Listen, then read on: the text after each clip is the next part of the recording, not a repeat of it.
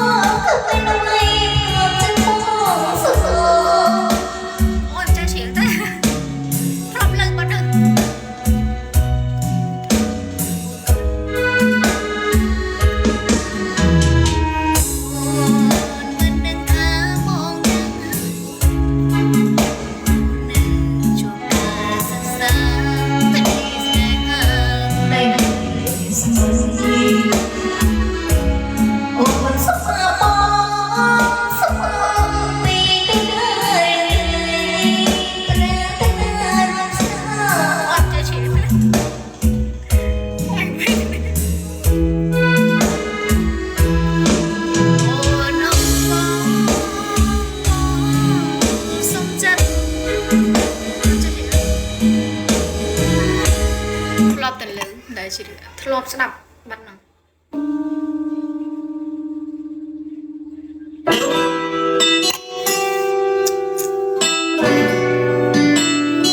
ថាស្រាណាស់បែកយកចុះ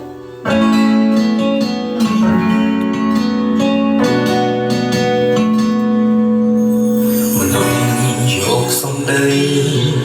ដំរេសំខាន់គេតែយកភ្លុកស្នេហាយើងបានសេក្ដីសុំអ្នកចាពុនទុំមានចិត្តតែក្ដីស្មោះត្រង់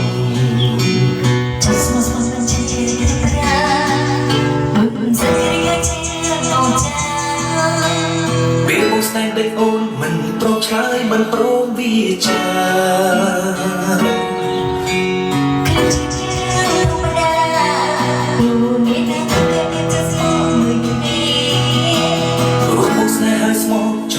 ស្រីស្រកែវពុំ